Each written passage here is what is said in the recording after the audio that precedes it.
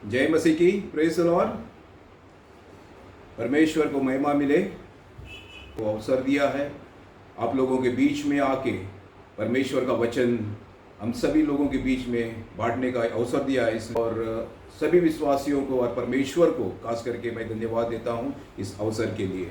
हम वचन में देखेंगे, हम जानते हैं परमेश्वर का वचन जो है वो परमेश्वर अपने नाम से भी अधिक महत्व दिया है। इसीलिए क्यों ना हम परमेश्वर के वचन को ज़्यादा महत्व दे के हम परमेश्वर के वचन में हम देखेंगे कि परमेश्वर हमसे क्या कहता है। क्योंकि आज हमको जीवित रहना है तो हमको परमेश्वर का वचन को हमको खाना पड़ेगा, परमेश्वर के वचन को हमको चखना पड़ेगा। क्योंकि परमेश्वर का वचन कहता है मनुष्य केवल रोटी से ही नहीं लेकिन परमेश्वर से मुंह से निकले हुए एक एक वचन के द्वारा जीवित रहता है। आमीन, हालेलुया। हम परमेश्वर के वचन के द्वारा हम जीवित रहने पाए, इसलिए हम परमेश्वर का वचन जो हमको धाड़स देता है, परमेश्वर का वचन जो हमको उठाता है, परमेश्वर का वचन जो हमको खुशी देता है और परमेश्वर का वचन जो हमको हिवाव देता है, सब परिस्थितियों में से हमको निकालने के लिए वो हमको आदर मान सम्मान हमको और हमारे साथ वो बना रहता है। क्योंकि उसने वचन में कहा है मैं तुझे कभी ना छोड़ूंगा ना त्यागूंगा। वहां परमेश्वर हमारे साथ हमेशा बना रहता है। हम पढ़ेंगे यूहन्ना का सुसमाचार में से यूहन्ना 16 और उसका 33। आज मैं कुछ विशेष के ऊपर मैं बात करना जा रहा हूं क्योंकि चारों तरफ जो परिस्थितियां हैं हमारे उसके विषय के ऊपर मैं कुछ बात करना जा रहा हूं। और मैं जानता हूं परमेश्वर हम लोगों से बात करेगा उसके वचन के द्वारा और हम उत्साहित होने पाएंगे। परमेश्वर का वचन यहाँ यूहन्ना 16 और 33 में कहता है, मैंने ये बातें तुम्हें इसलिए कही है कि तुम्हें मुझ में शांति मिले। संसार में तुम्हें क्लेश होता है परंतु धाड़स बांधो, मैंने संसार को जीत लिया है। आमीन, हालेलुया। आइए हम प्रार्थना करें। स्वर्गीय पिता, आपको धन्यवाद धन्यवाद धन्यवाद धन्यवाद देते हैं आज के दिन के लिए पिता परमेश्वर।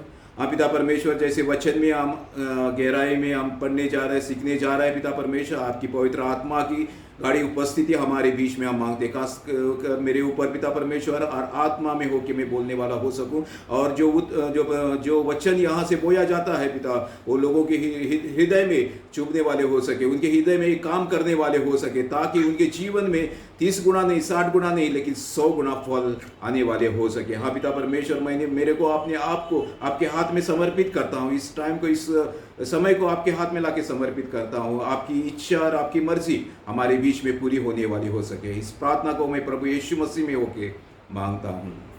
Hallelujah, hallelujah. परमेश्वर का वचन हमें कहता है, मैंने ये बातें तुमसे इसलिए कही है कि तुम्हें मुझ में शांति मिले। संसार में तुम्हें क्लेश होता है परंतु धाड़स बांधो, मैंने संसार को जीत लिया है। हालेलुया। यहां परमेश्वर का वचन हमको कहता है संसार में तुम्हें क्लेश तो होता ही है, संसार में तुमको क्लेश होगा, संसार तुमको प्रताड़ित तुमको करेगा, संसार में नाना प्रकार की परीक्षाओं में से आपको गुजरना पड़ेगा। परमेश्वर का वचन जो सत्य है और उसने कहा है वो ऐसे ही होने वाला है और ऐसे ही हो रहा है हमारे जीवन में। इन दिनों में हम देखते हैं हमारे जीवन में ऐसे ही हो रहा है और हमारे हर दिन में हम देखते हैं हम नाना प्रकार की परीक्षाओं में पढ़ते हैं, नाना प्रकार के क्लेश में पढ़ते हैं, नाना प्रकार के हम दुष्ट का सामना हम करते हैं। लेकिन परमेश्वर का वचन यीशु मसीह यहाँ पे हमको उत्साहित करता है, लेकिन धाड़स बांधो, बी करेजियस, धाड़स बांधो, मैंने संसार को जीत लिया है। आमीन, हालेलुया। उसने संसार को जीत लिया है मेरे प्रियो। संसार तो हमारे विरुद्ध में आएगा लेकिन हमको जानना है यीशु मसीह ने उस संसार के ऊपर जय को पाया है। आमीन। यीशु हमारे साथ में है। जब वो हमारे साथ में है कौन हमारा विरोधी हो सकता है? जब वो हमारे साथ में है तो कौन हमारा विरोधी हो सकता है? हमारा विरोधी कोई नहीं हो सकता है जब वो हमारे साथ में है। लेकिन वचन में हमको कहा है संसार में तुम्हें क्लेश होगा। उसने मेरे को नहीं छोड़ा है। यीशु मसीह कहते हैं उन्होंने मेरे को नहीं छोड़ा है, आपको भी वो लोग सताएंगे। संसार में तुम्हें क्लेश होगा, आज संसार में तुम परीक्षाओं में पड़ोगे, संसार तुमको प्रताड़ित करेगा, संसार में आपको दुख सहना पड़ेगा। लेकिन परमेश्वर का वचन हमको याकूब के पत्री 1 और 2 में कहता है, हे मेरे भाइयों, जब तुम नाना प्रकार की परीक्षाओं में पढ़ो तो इसको पूरे आनंद की बात समझो। आमेन, हालेलुया। वो कहता है तुम परीक्षा में पढ़ो, जब तुम परीक्षा में पढ़ो तो क्या करो? आनंद की बात समझो, आनंद की बात समझो। क्यों? क्योंकि यीशु मसीह ने संसार के ऊपर जय को पाया है। आमेन, हालेलुया। और वही परमेश्वर आपके साथ में है, और वही परमेश्वर आपके हाथ संभाल के वो लेके चलता है। वही परमेश्वर आपके अंदर है, वही परमेश्वर आपके अंदर है, और उसने आपका मंदिर बनाया है। ओ हालेलुया, उसका हमको धन्यवाद दें, क्योंकि वो हमारे साथ में है। और वो कहता है नाना प्रकार के तुम परीक्षा में पढ़ो तो उसको पूरे आनंद की बात समझो। हमको आनंद की बात समझना है मेरे प्रियो। ये जस्ट ऑपोजिट है। संसार में जब हमको परीक्षाएं हमारे जीवन में आती है, जब संसार में हम प्रताड़ित होते हैं तो बहुत ये दुख की बात होती है, और हम बहुत दुखी होते हैं। लेकिन परमेश्वर का वचन हमको फिर से एक बार उत्साहित करता है, फिर से एक बार उत्साहित करता है। आप जान लो कि संसार तुम्हें क्लेश देगा, संसार तुमको प्रताड़ित करेगा, संसार में नाना प्रकार की परीक्षाएं आपके जीवन में आएगी, लेकिन आनंद की बात समझो। क्योंकि आगे कहता है ये जानकर कि तुम्हारा विश्वास के परखे जाने से धीरज उत्पन्न होता है, और धीरज को अपना काम पूरा करने दो तो तुम पूरे और सिद्ध हो जाओ। क्योंकि ये जब नाना प्रकार की परीक्षाओं में हम पढ़ने के, हमारा विश्वास को क्या हो जाएगा?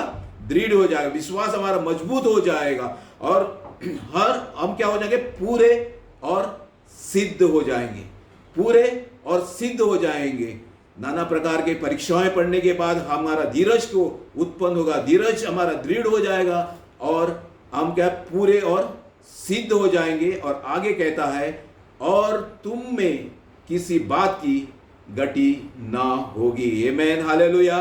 दुख और क्लेश जब आते हैं तो क्यों आते हैं? जब हमारे जीवन में कुछ गमी कटी होती है तब आते हैं, और हम क्लेश में हम पढ़ते हैं, हम परीक्षा में हम पढ़ते हैं। लेकिन परमेश्वर का वचन हमको कहता है हमें उसमें आनंदित होना है।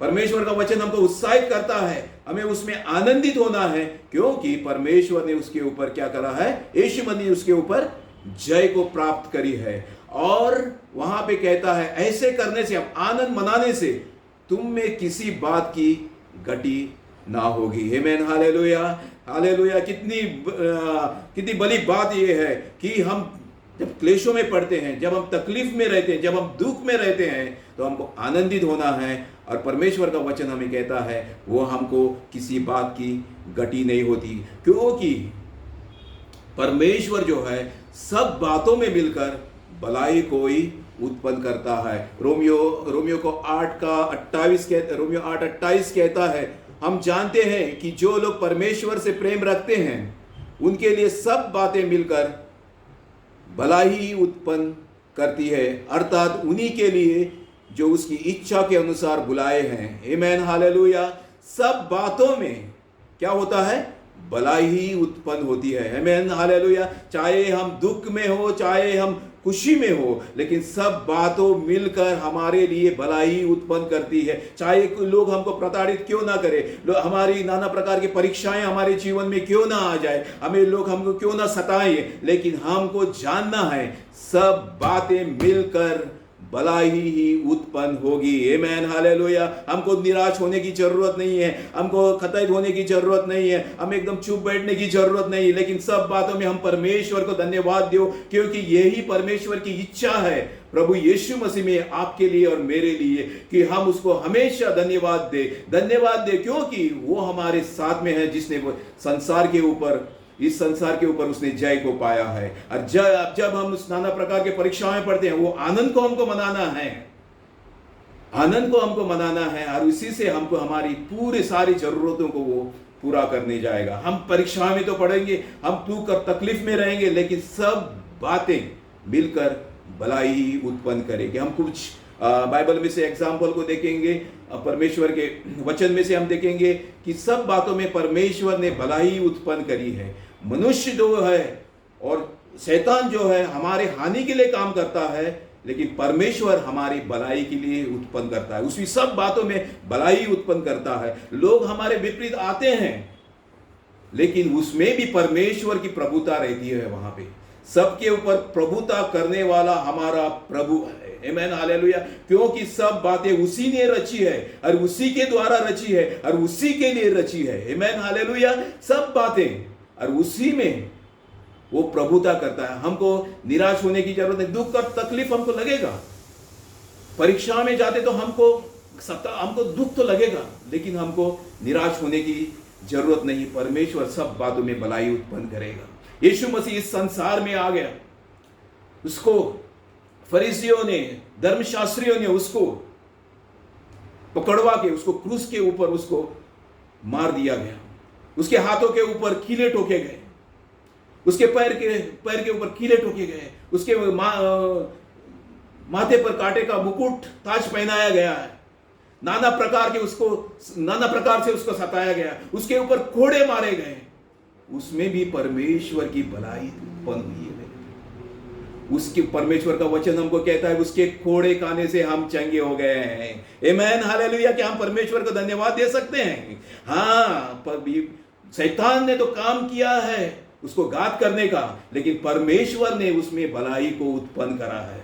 उसके कोड़े खाने से हम चंगे हो गए हैं। ये परमेश्वर का वो प्लान था कि यीशु मसीह को इस संसार में भेजने के लिए और हमको उद्धार को पाने के लिए, लेकिन उसको धर्मशास्त्रियों ने, फरीसियों ने उसको क्रूस के ऊपर उसको मारा। लेकिन ये भी परमेश्वर के प्लान के अनुसार था। लेकिन उनके हाथों से मारे जाने के द्वारा आज हमको उद्धार पाया है। इसमें भी परमेश्वर ने भलाई को उत्पन्न किया है। आमेन, हालेलुया, हालेलुया। मनुष्य तो हमको मारने के लिए, घात करने के लिए कोशिश तो करेंगे, लेकिन परमेश्वर जो है उसमें भलाई को उत्पन्न करेगा। परमेश्वर हमारे जीवन में भलाई को उत्पन्न करेगा। हाँ मेरे प्रियो, उसके जो प्रेरित थे उनको भी सताया गया, नाना प्रकार के उनको प्रताड़ना दी गई है, नाना प्रकार के उनको मार दिया गया है, उनको बंदी गृह में डाल दिया गया है। जब पौलुस और सिलास को उनको बंदी गृह में डाल दिया गया था, हम लोग सब लोग जानते हैं, वहां पे उनको वो लोग आराधना और स्तुति कर रहे थे, जब वहां पे उनको छुटकारा वहां पे मिल गया। लेकिन वहां पे जो बंदी गृह का दरोगा जो था, उसने सोचा कि सिलास और पौलुस जो है ये जेल खाने से भाग गए हैं, और वो अपने आप को घात करने लगा। लेकिन उन्हें बोला अपने आप को घात मत कर, हम यहीं पे हैं। तो वो उनके सामने आया और उसको पूछने लगा कि उद्धार पाने के लिए मुझे क्या करने की जरूरत है। मनुष्यों ने तो उनको जेल खाने में बंद कर दिया था, उनको मारने के लिए, उनका घात करने के लिए मेरे प्रियो। लेकिन परमेश्वर ने वो ही बंदी गृह में वो दरोगा और उसका परिवार, वहां पे कहते सब लोगों ने परमेश्वर यीशु मसीह के ऊपर विश्वास किया और उसी रात उन्हें बपतिस्मा भी ले लिया। हालेलुया। लोग हमारे विपरीत और हमारे अगेंस्ट में आएंगे, लेकिन परमेश्वर सब बातों में भलाई उत्पन्न करेगा। आमेन, हालेलुया। क्या हम परमेश्वर को धन्यवाद दे सकते हैं ये सब बातों के लिए? ओ परमेश्वर को हम धन्यवाद देते हैं। धन्यवाद, धन्यवाद पिता परमेश्वर, आप महान परमेश्वर है जो कि आप सब बातों में हमारी भलाई उत्पन्न करता है। ओ हालेलुया, हालेलुया, हालेलुया। हाँ, स्तिफनुस को मारा गया, स्तिफनुस को मारा गया। हम जानते हैं प्रेरितों के काम में साथ में हमको मिलता है, स्तिफनुस को मारा गया। लेकिन प्रेरितों के काम में पहला अध्याय और 8 में कहा था, जब पवित्र आत्मा तुम पर आएगा तो तुम सामर्थ पाओगे और तुम यरूशलेम, यहूदिया और समारिया और संसार के छोर तक तुम मेरे गवाह होगे। लेकिन वो जो प्रेरित थे, जो विश्वासी थे, परमेश्वर का वचन को सुन रहे थे, परमेश्वर का वचन को बांट रहे थे, लेकिन कहां बांट रहे थे? सिर्फ यरूशलेम में ही बांट रहे थे, सिर्फ यरूशलेम में ही बांट रहे थे। लेकिन उसके बाद कलीसिया के ऊपर सताव आ गया, उसके बाद कलीसिया के ऊपर सताव आ गया। यीशु मसीह ने प्रेरितों के काम 1:8 में कहा था, वही उसने जस्ट पलटी करके 8 और 1 में हम देखते हैं उसको पूरा होते हुए। मेरे प्रिय, वो सताव उनके बीच में आया, लेकिन परमेश्वर ने सब बातों में भलाई को ही उत्पन्न करा है। प्रेरितों के 8 का 1 हम पढ़ेंगे। ये स्तिफनुस को मार रहे जाने के बाद की बात है।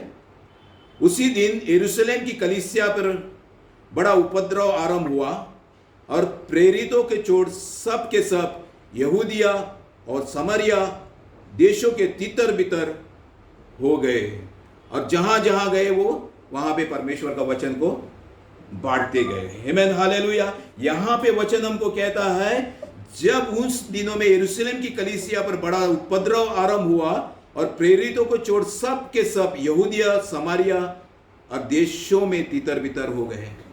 ये यीशु मसीह ने उनको पहले ही कहा था कि जब पवित्र आत्मा तुम पर आएगा तो तुम सामर्थ पाओगे और यरूशलेम, समारिया, यहूदिया और संसार के छोर तक तुम जाओगे। लेकिन नहीं, वो अपने आप में सीमित थे, यरूशलेम में सीमित थे, अपना घर में सीमित थे। लेकिन वहां पे एक उपद्रव आ गया, वहां पे उनके ऊपर एक सताव आ गया। उस सताव के कारण हम देखते हैं यहां पे, सताव के कारण उन लोग क्या कर हो गए, यहूदिया, समरिया और संसार के शोर तक वो चले गए। मेरे प्रियो, परमेश्वर अपना काम को पूरा करने के लिए सब बातों में भलाई उत्पन्न करता है और जो आज्ञा उन्हें दी थी पहले, उसको उसने यहां पे पूरा किया है। सब बातों में मिलके भलाई उत्पन्न हुई है। वो संसार के छोर तक नहीं पहुंचते, वो सताव नहीं आता तो वो संसार के छोर तक नहीं पहुंचते, लेकिन वो उसके बीच में उनको सताव आ गया और वो यरूशलेम से निकल के यहूदिया, समरिया और संसार के छोर तक तितर बितर हो गए। मेरे प्रियो, सब बातें मिलकर परमेश्वर भलाई उत्पन्न करता है। हालेलुया। हम पुराने नियम में से कुछ बातों को और देखेंगे। उसके जीव एक के विषय में एक व्यक्ति के बारे में हम देखेंगे, उसका नाम है यूसुफ। और यूसुफ के बारे में हम सभी लोग जानते हैं, मैं समझता हूं सभी लोग जानते हैं, लेकिन इन शॉर्ट मैं बताना चाहता हूं। और अब मेरे पास उतना टाइम नहीं है, लेकिन आप लोग उत्पत्ति 37 से आगे आप पढ़ेंगे तो आप लोग यूसुफ के बारे में आप देखने पाएंगे। लेकिन इन शॉर्ट में मैं बताता हूँ, यूसुफ जो था वो 11वां लड़का था याकूब का और प्रिय लड़का था, और वो पिता का एकदम प्रिय लड़का था। और पिता ने उसको बोल दिया कि मेरे बेटे जो दूसरे गांव में वहां पे भेड़ बकरियों को चरा रहा है, उनकी जाके देख रेख कर लो। और यूसुफ जो था वो सब बातें अपने पिता को आके बताता था, और वो पिता का लाडला था, इसलिए उसके बड़े भाई जितने भी थे वो उससे घृणा करते थे, उससे नफरत करते थे, उसके प्रति उसको नफरत था और उसको वो मार डालना चाहते थे। जब वो उनसे मिलने गया, इन शॉर्ट बताना चाहता हूँ, वो जब उनसे मिलने गया तो उन्हें सोचा क्यों ना, ये पिता से दूर है, अभी क्यों ना उसको अपन घात कर दें, और उसको उठा के एक खड्डे में डाल दिया गया। लेकिन वहां से कुछ व्यापारी निकल रहे थे तो उनके मन में ऐसी बात आई, क्यों ना हम उसके घात करने से बजाय उसको हम बेच देते हैं। मेरे प्रियो, वहां व्यापारी उस समय वहां पे सही वक्त पे पहुंचना, ये भी परमेश्वर की योजना के अंतर्गत थी। आमीन, हालेलुया। नहीं तो उसका घात हो जाता, लेकिन व्यापारी उस समय वहां वक्त पे पहुंचना, ये परमेश्वर की योजना के अंतर्गत थी। और हम उसके बाद हम जानते हैं उसको मिस्र में ले आया गया। वो उसको वहां व्यापारी ने उसको पोतीपर के घर पोतीपर को बेच दिया। उसके बाद हम जानते हैं उसके पोतीपर की पत्नी ने उसके साथ गलत काम करने का विचार किया। उसके बाद उसने इनकार कर दिया। इसके लिए उसको क्या होगा, जेल की सजा हो गई है। और जेल की सजा होने के बाद वहां पर भी, जेल में भी उसने भविष्यवाणी जो दर्शन जो उनको मिला था उसका उसने अनुवाद कर दिया। और जब फिरौन को एक दर्शन, एक उसको स्वप्न आया, तो वो कोई भी उसको अनुवाद नहीं कर पा रहा था। तो उसके एक जो पिलाने वाला था, उसने उसको बोल दिया, मैं एक ऐसे व्यक्ति को जानता हूं जो उसका अनुवाद सही कर सकता है। आपने उसने यूसुफ के बारे में बताया, और यूसुफ को उसने वहां से फिरौन के राज्य में उसको ले आया, और उसने उसको अनुवाद कर दिया। जो उसने स्वप्न को देखा था उसने अनुवाद कर दिया। उसने अनुवाद ऐसा कर दिया कि इस देश में 7 साल के लिए बहुत उपज होगी, इस 7 साल में इस धरती पर बहुत उपज होगी, उसके बाद 7 साल के लिए अकाल पड़ेगा। और उसने ज्ञान की बातें उसको दी, और उसी के अनुसार उसने यूसुफ के अनुसार फिरौन ने वहां पे धन को इकट्ठा करके रख लिया, दान को इकट्ठा करके रख लिया, ताकि आने वाले 7 साल जो पीड़ा में गुजरने वाले थे उसमें उसको वो लोग बच सकें। और ऐसा ही होगा। 2 साल हो गए, अकाल पड़ा, 2 साल हो गए, सबका दान, सबका अनाज जो है वो कम होते चला गया। सबका अनाज जो है लोग भूखे मरने लग गए। तब याकूब ने कहा, हमने सुना है मिस्र देश में बहुत ही उपज है, वहाँ पे दान इकट्ठा किया है, क्यों ना हमारे लिए कुछ वहाँ जाकर मोल आप ले आते हैं। और वो इसके बीच में जो यूसुफ जो था, फिरौन के बराबरी में वहाँ पे बैठा था, उसके पिता के समान होता, उसको प्रधानमंत्री बनाया गया था, मिस्र देश का वो प्रधानमंत्री बन गया था, और सब कुछ उसके हुकूमत के अनुसार ही चलता था। सब कुछ जो वो चाहता था वैसी ही होता था, जैसे वो चाहता था वैसे ही होता था। और ये भाई जो है उसके पास पहुंचते हैं और यूसुफ उनको पहचान लेता है। उसके बाद में उनको दान देता है, उसके पिता को भी वो बुला लेता है। लेकिन यहाँ पे वो आगे कहता है 47 के 45 के 5 में मैं पढ़ूंगा इसको, 45 उत्पत्ति 45 का 5। अब तुम लोग मत पछताओ और तुमने जो मुझे यहाँ बेच डाला उससे उदास मत हो, क्योंकि परमेश्वर ने तुम्हारे प्राण को बचाने के लिए मुझे तुम्हारे आगे भेजा है। हालेलुया। वो यहाँ पे ये नहीं कहता है तुमने मुझे यहाँ पे बेच के मेरा घात किया है, नहीं, ये बातों का वो वर्णन वहाँ पे बिल्कुल नहीं करता है। लेकिन वो परमेश्वर के जैसे स्वभाव को वो यहाँ पे दिखाता है। तुम उदास मत हो, जो कुछ तुमने किया है वो ठीक है, जो कुछ तुमने किया है वो ठीक है, लेकिन अब तुम उदास मत हो, क्योंकि परमेश्वर ने तुम्हारे प्राण को बचाने के लिए मुझे यहाँ पर तुम्हारे आगे आगे भेजा है। तुम लोगों ने मुझे यहाँ नहीं भेजा है, तुम लोगों ने मुझे उसको भेजा नहीं है, वो व्यापारी को आपने भेजा नहीं है, लेकिन परमेश्वर की योजना थी तुम भूखे ना रह जाए, इसलिए परमेश्वर ने सब बातों में मिलकर भलाई को उत्पन्न करता है। आमीन, हालेलुया, हालेलुया। उनके भाइयों के लिए अनाज के सप्लाई करने के लिए परमेश्वर ने पहले ही उसको उनके बीच में भेजा था, क्योंकि अब 2 वर्ष से इस देश में अकाल है और अब 5 वर्ष और ऐसे ही होंगे कि उनमें ना तो हल चलेगा न अन्न काटा जाएगा। इसलिए परमेश्वर ने मुझे तुम्हारे आगे इसीलिए भेजा है कि तुम पृथ्वी पर जीवित रहो और तुम्हारे प्राणों को बचाने से तुम्हारा वंश बढ़े। इसी रीति से अब मुझको यहां पर बेचने वाला तुम नहीं। बेचने वाला कौन है? बेचने वाले तुम नहीं है। तुम मेरे भाई जो मेरे घात करना चाहते थे, लेकिन परमेश्वर ने इसमें भलाई को उत्पन्न करा है। बेचने वाले तुम नहीं है, लेकिन परमेश्वर ही ठहरा है। आमीन, हालेलुया। परमेश्वर ही ठहरा है। मेरे प्रियो, लोग हमारा घात करें, उसके परिवार वाले उसको घात किए, हो सकता है हमारे परिवार वाले भी हमको विपरीत और विरोध में हमारे बोले। जैसे कल हमारे पास्टर कोमल बता रहे थे, वचन को सुनाने के लिए सबसे बड़े विरोधी थे मेरे माता पिता थे। हाँ मेरे प्रियो, ऐसा हो सकता है कि परमेश्वर के वचन के अनुसार चलने के लिए आपके भाई बहन विरोधी हो सकते हैं, आपके माता पिता विरोधी हो सकते हैं, आपके सगे भाई ने तो आसपास के भाई आपके विरोधी हो सकते हैं। लेकिन जान लेना, तुम्हारा घात करने वाला वो लोग हो सकते हैं, लेकिन इन सब बातों में भलाई ही उत्पन्न होने वाली है। हालेलुया। और उसी ने मुझे फिरौन का पिता सा और उसके सारे घराने का स्वामी और सारे मिस्र देश का प्रभु ठहरा है। आमीन, हालेलुया। लोगों ने उसको गड्ढे में गिरा दिया, लेकिन परमेश्वर ने उसको ऊंचा उठा दिया। हाँ, आपको लोग गड्ढे में गिरा सकते हैं, लेकिन उठाने वाला परमेश्वर है। लोग गड्ढे में गिराएंगे परमेश्वर, लेकिन आपको उठाने वाला परमेश्वर है। आगे वो कहता है 50 के इसमें 50 के 19 और 20 कहता है, यूसुफ ने उनसे कहा मत डरो। यूसुफ ने उनसे कहा मत डरो, क्योंकि वो डर रहे थे। उसके पिता की मृत्यु के बाद वो डर रहे थे कि यूसुफ हमारा घात कर सकता है, लेकिन उन्हें बोल दिया मत डरो।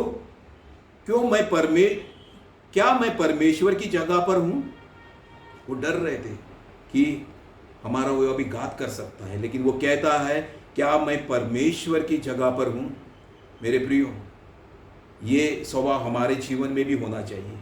लोग हमारा घात करें, लोग हमारे विरुद्ध में बोले, नाना प्रकार की परीक्षाओं में हम पढ़े, लोग हमारे ऊपर क्लेश क्यों ना आ जाए, लेकिन हम इस तरह हम बोलना है, क्या हम परमेश्वर की जगह पर हूं? न्याय करने वाला परमेश्वर है। चाहे यूसुफ वो न्याय कर सकता था, लेकिन उसने बोल दिया नहीं, मैं आप लोगों का न्याय नहीं करता हूँ, लेकिन मैं जानता हूँ सब बातों मिलकर भलाई उत्पन्न करती है। मेरे को यहाँ मिस्र में भेजने के लिए आप लोग नहीं हो, मेरे को ये मिस्र देश में भेजने वाले परमेश्वर ही है, और मैं परमेश्वर की जगह नहीं ले सकता हूँ और आप लोगों को उसको पनिशमेंट दे सकता हूँ, नहीं। उसने बोला क्या मैं परमेश्वर की जगह ले सकता हूँ? नहीं, कभी नहीं। यद्यपि तुम लोगों ने मेरे लिए बुराई का विचार किया था, सुन लेना मेरे भाई, यद्यपि तुम लोगों ने मेरे लिए बुराई का विचार किया था, परंतु परमेश्वर ने उसी बात में भलाई का विचार किया। आमेन, हालेलुया। तुम लोगों ने भलाई का विचार किया था, मेरा घात करने का विचार किया था, लेकिन परमेश्वर ने उसमें भलाई की विचार किया है। आमेन, हालेलुया, हालेलुया। ये वचन हमको उत्साहित करता है कि एक दूसरे का न्याय न करें, लेकिन जो कुछ करता है परमेश्वर को, सब बातों के लिए परमेश्वर का धन्यवाद दो, क्योंकि यही परमेश्वर की इच्छा है प्रभु यीशु मसीह में आपके लिए। सब बातों में धन्यवाद दो और अपने आप को ऊंचा मत समझो। परमेश्वर का वचन हमको प्रेरितों के बाद जो जितनी पत्रियां लिखी हुई हर पत्री में हमको बताता है कि अपने आप को ऊंचा मत करो, अपने आप को श्रेष्ठ मत समझो, लेकिन दूसरों को अपने से श्रेष्ठ समझो, दूसरे को अपने से भी ऊंचा समझो, उनको आदर मान उनको दो, अपने से दूसरों को आदर मान दो। और ऐसे करने से परमेश्वर हमारे जीवन में जो उन लोग कुछ भी कर रहा है उसके लिए परमेश्वर का धन्यवाद दो। एक दिन यूसुफ के समान परमेश्वर आपको चमकाएगा, परमेश्वर आपको चमकाए यूसुफ के समान, और बहुतों लोगों के लिए आप आशीष के कारण बनने जा रहे हैं। आप सताव में हैं, आप परीक्षा में पढ़ रहे हैं, नाना प्रकार के तकलीफ आपके जीवन में आ रहे हैं, तो जान लेना परमेश्वर आपकी भलाई, परमेश्वर इसी में भलाई उत्पन्न करने वाला है। Hallelujah, hallelujah. इसलिए हम एक दूसरे को हम एंकरेज करो। परमेश्वर का उसने हमको आज्ञा दी है कि जैसे आप अपने से प्रेम रखता है वैसे अपने पड़ोसी से प्रेम रखो, एक दूसरे से प्रेम रखो। हम अपने आप को घृणा नहीं करते, हम अपने आप को नाश नहीं करते, हम अपने आप की बुराई नहीं करते हैं। इसलिए हम दूसरे की भी बुराई ना करें, दूसरे को भी दुख पहुंचाने का काम ना करें, दूसरे को ठोस पहुंचाने का काम न करें। आजकल ये बहुत चल रहा है, नाना प्रकार की शैतान ऐसी ट्रिक लेके आ रहा है कि एक भाई दूसरे के भाई के विरोध में कुछ बातें करता है और डबिंग करके बातें होती है, ऐसे नाना प्रकार के हो रहा है। लेकिन सब बातों में परमेश्वर को धन्यवाद दो और परमेश्वर आपको बहुत शायद से इस्तेमाल करेगा। आमीन, हालेलुया। परमेश्वर इस वचन के द्वारा पढ़ने जाने से और समझाए जाने से आप लोगों को आशीष दे।